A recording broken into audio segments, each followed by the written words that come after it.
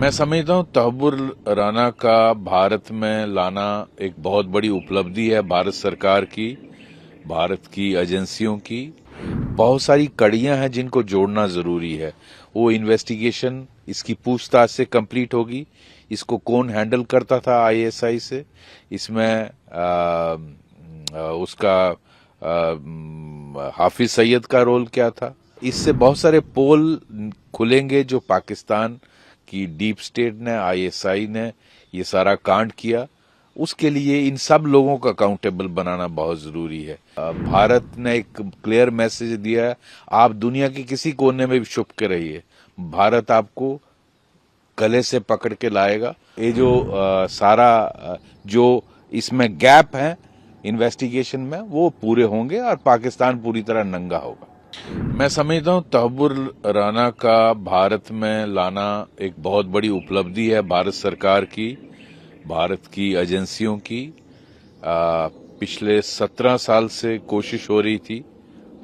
ये अटैक 26/11 का 2008 में हुआ था और आज 2025 है। तो आप जानते हैं कितना मुश्किल होता है दूसरे देश से किसी को पकड़ कर लाना।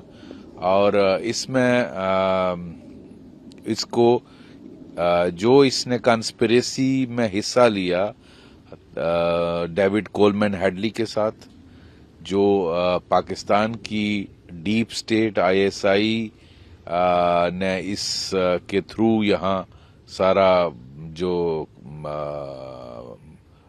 कांड किया, उसमें 165 लोग मारे गए थे।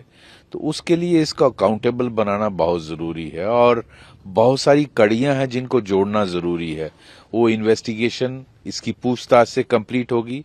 इसको कौन हैंडल करता था आईएसआई से, इसमें उसका हाफिज सईद का रोल क्या था, नकवी का रोल क्या था, और ये जो इसको फाइनेंस कौन करता था।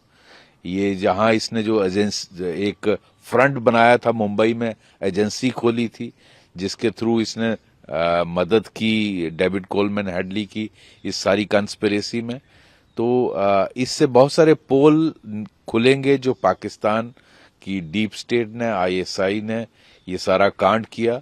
उसके लिए इन सब लोगों को अकाउंटेबल बनाना बहुत जरूरी है।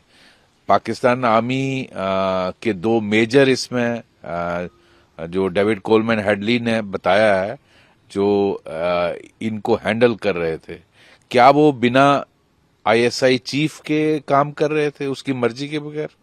और क्या वहां की आईएसआई बिना वहां की आर्मी चीफ के बगैर ये सारा कांड कर सकती है, इतना बड़ा अटैक? तो मैं समझता हूं वक्त आ गया है।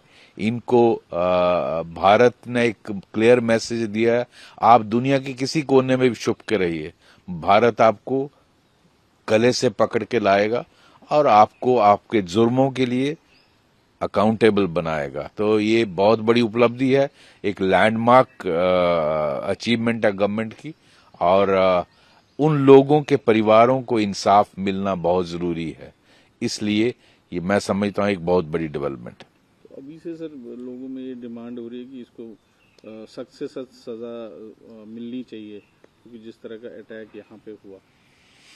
जी, असल में तो इसको फांसी होनी चाहिए, क्योंकि 166 लोग इसमें मारे गए थे और बहुत सारे जख्मी हुए थे। मुझे एग्जैक्ट नंबर नहीं मालूम, लेकिन क्या एक्सट्राडिशन ट्रीटी जो जो हुई है उसमें क्या कहीं ये कंडीशन तो नहीं है कि आप इसको फांसी की सजा नहीं दे सकते? वो मुझे मालूम नहीं उसमें क्या कंडीशंस हैं। जनरली ऐसी कंडीशंस रखी जाती हैं, लेकिन ये सारे सबूत इसके खिलाफ इसकी इंटेरोगेशन से जो निकलेंगे वो इसके खिलाफ पेश किए जाएंगे अदालत में।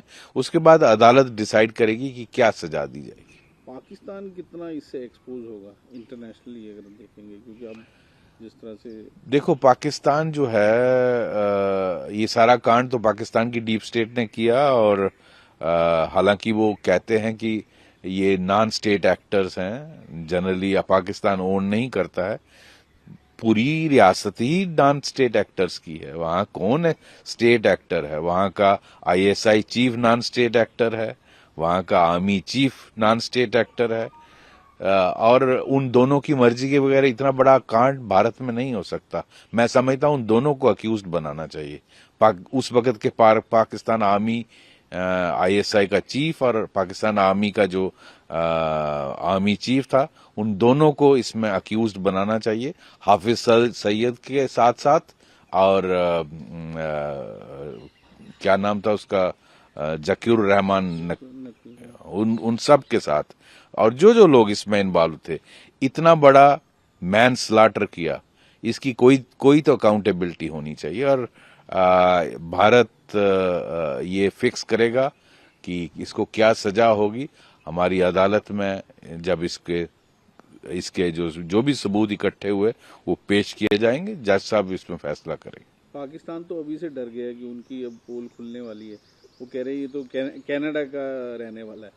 जहां का भी रहने वाला हो, लेकिन हम जानते हैं जो लॉन्ग टर्म पाकिस्तान आईएसआई के टेरर मॉड्यूल्स होते हैं, मैं जम्मू कश्मीर में इतने साल रहा हूं, वो बहुत सारों को पैसा लगाकर ऐसा फ्रंट बनाते हैं कि एजेंसी खोल लो, रेडी लगा लो, सर्विलेंस करो।